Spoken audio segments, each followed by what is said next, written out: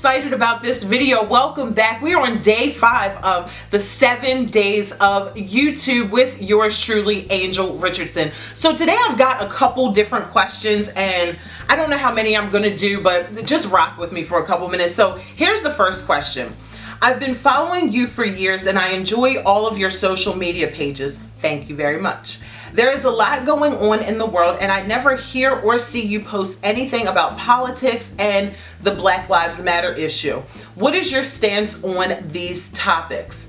As far as politics, like I can honestly say like the past, say 5 or 6 years is when I've just really been tuning in to the political world.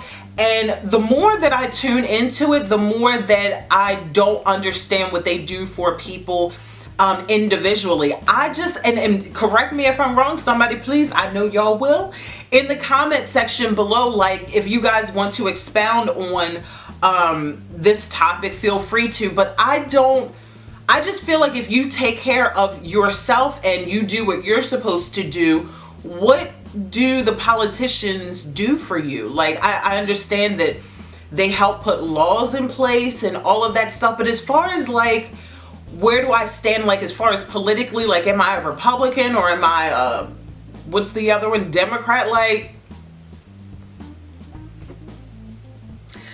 and as far as the Black Lives Matter issue, like I think that it's an amazing thing for people to stand up for what they believe in. I will never forget the day that my pastor is Pastor Jamal Harrison Bryant. Many of you guys know who he is. He's the pastor of Empowerment Temple here in Baltimore. And I will never forget the day, like they went out, and I believe it was like it was over last summer or maybe even just this past fall, but he had a group of people that were going out into the streets on Fridays and Saturday nights, like from 9 a.m. or 9 p.m. to like 2 a.m. And they were just out there like being peace walkers amongst in the streets of Baltimore. And my pastor said, he was like, you know, for you guys who feel led and called to come out with us, do so. But if those of you who are scared, stay home and pray.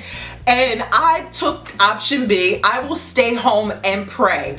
Like I said, I love that people will stand up for what they believe in. And I believe that everybody plays a part.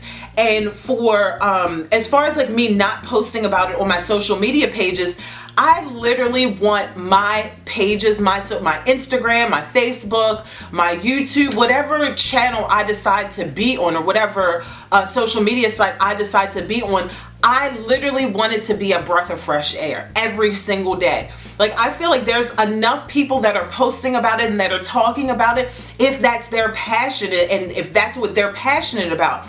And it's not to say that I'm not passionate about those issues. I just want my page to kind of be like Sesame Street, like just happy. And we've got other people that post about it and that educate the population about that. So I suggest like to stay in touch with people like that if you want to get more education on the political world and the Black Lives Matter and things like that, because I just don't post about it because like I said, I want my page to be a breath of fresh air. And I believe that everybody needs to know their purpose, and everyone isn't called to march, everyone isn't called to preach, everyone isn't called to teach, everyone isn't called to pray. Like I believe when you find your stance in life, just rock that out the best that you can and pray for other people that have different purposes and different passions than you do. So absolutely, I care about everything. I care about the president, I care about the Black Lives Matter people that are marching in the street. I mean, it's breathtaking. And I also like to stay in my lane and just really talk about things that I know about. Like I said, I just started tuning into this political stuff just 5 or 6 years ago, so it's not something that I would even feel comfortable about posting about or saying anything about. So that is the reason why I do not post anything about social media. I mean, about political things or the Black Lives Matter movement. There are people out there for that, and I'm just not one of them. So the next question is, what is your favorite Bible scripture? My favorite Bible scripture, I would have to say, I do have a whole ton of them, but since you're asking me this question and I feel pressured to pinpoint it, I would say that it's be still and know that I am God. Psalms 46:10. One of my favorite things to do is to be still. If you guys follow me on Instagram, you know I'm always talking about praying and meditating and trying to evoke that practice and that habit into people.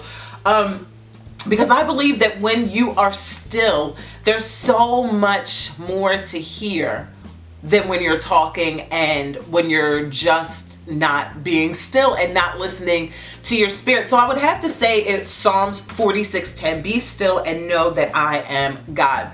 The next question is, who is your favorite YouTuber?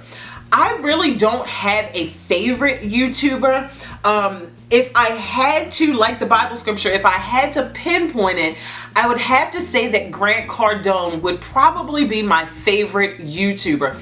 Other than that, I watch Bronze Goddess 01. I absolutely love her. I love Yes Chris Yes. Who else do I like? Nitra B. I like people that show me kind of like DIYs and people that are spitting the truth and just being who they are and showing me fun new ideas and DIY projects that I normally wouldn't think of if I didn't watch their channels. Like, I love Nitra B's decorating, her decorating videos. I love that. And as far as any other YouTubers, I don't know, like thumbnails catch my eyes, titles catch my eyes, but I will typically watch DIYs, inspirational videos, meditation videos, and of course that Grant Cardone. I absolutely love him. Well guys, those were some random questions and some random answers. It wasn't very useful to the public. However, I did want to answer some of your questions. Anyway guys, I will see you guys in the next video.